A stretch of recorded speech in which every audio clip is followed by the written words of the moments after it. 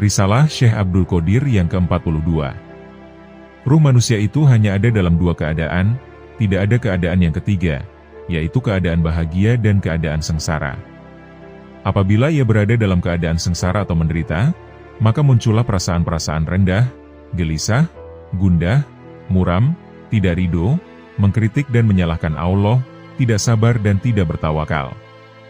Sehingga lahirlah akhlak buruk, menyekutukan Allah dengan makhluk, dan akhirnya tidak percaya atau kufur. Dan apabila ia sedang merasa senang, maka ia menjadi mangsa ketamakan dan kerakusan, serta hawa nafsu kebinatangan dan keiblisan. Nafsunya tidak pernah merasa puas. Ia menghendaki barang yang berada di tangan orang lain, atau yang ditentukan untuk orang lain.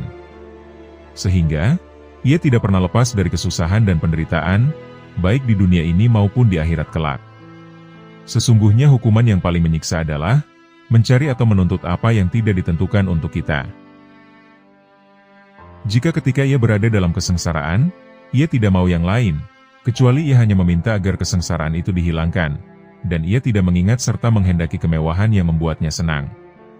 Akan tetapi jika ia diberi kesenangan dan kemewahan, maka ia akan menjadi tamak, dengki, ingkar, dan melakukan perkara-perkara dosa dan maksiat, serta ia lupa kepada penderitaan yang pernah dialaminya.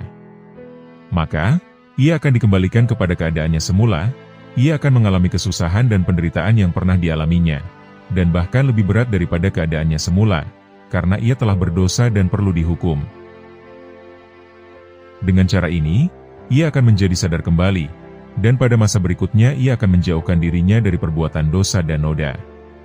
Sebab, kesenangan dan kebahagiaan itu tidak dapat menyelamatkannya, sedangkan kesengsaraan dan penderitaan dapat menyelamatkannya. Sekiranya ketika penderitaan kesusahan dihilangkan darinya ia berbuat baik, patuh, bersyukur dan ridho kepada Allah, maka hal itu adalah lebih baik baginya di dunia dan di akhirat, dan Allah akan menambahkan karunia, nikmat, kebahagiaan, dan keselamatan kepadanya.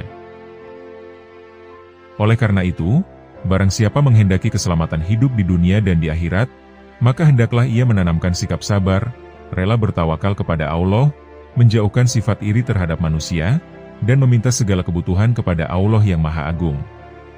Patuhlah kepada Allah, dan hambakanlah diri hanya kepadanya saja. Sebab dia lebih baik dari apa saja selain dia. Segala apa yang tidak disampaikan Allah kepada kita, sebenarnya adalah merupakan satu karunia atau hadiah. Hukumannya adalah kebaikan. Penderitaan yang ditimpakannya adalah obat. Janjinya diibaratkan sebagai uang tunai, kreditnya adalah keadaan pada masa ini, dan firman-Nya itu pasti terjadi.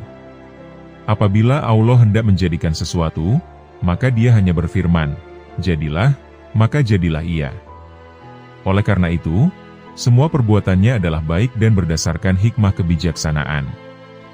Allah sajalah yang Maha Tahu. Manusia tidak akan dapat mengetahui ilmu Allah yang sedalam-dalamnya.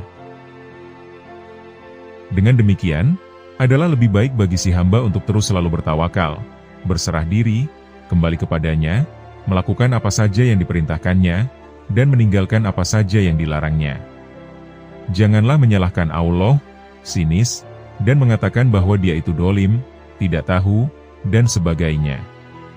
Perbuatannya itu janganlah disalahkan. Ada sebuah hadis Nabi yang diriwayatkan oleh Atha bin Abbas, yang diterimanya dari Abdullah bin Abbas.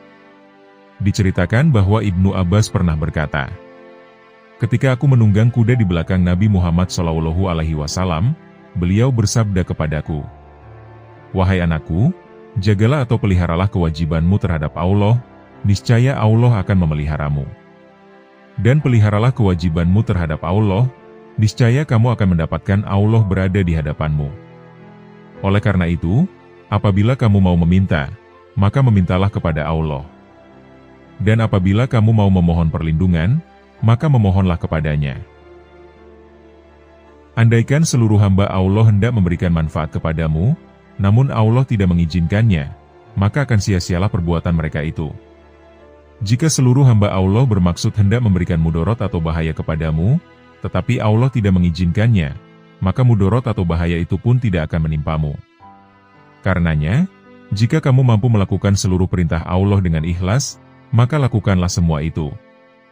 Tetapi, jika kamu tidak mampu melakukannya, maka lebih baik kamu bersabar terhadap sesuatu yang tidak suka untuk kamu lihat, yang sebenarnya di situ terdapat kebaikan. Ketahuilah bahwa sesungguhnya pertolongan Allah itu datang melalui kesabaran. Dan ketahuilah bahwa bersama kesusahan itu terdapat kesenangan.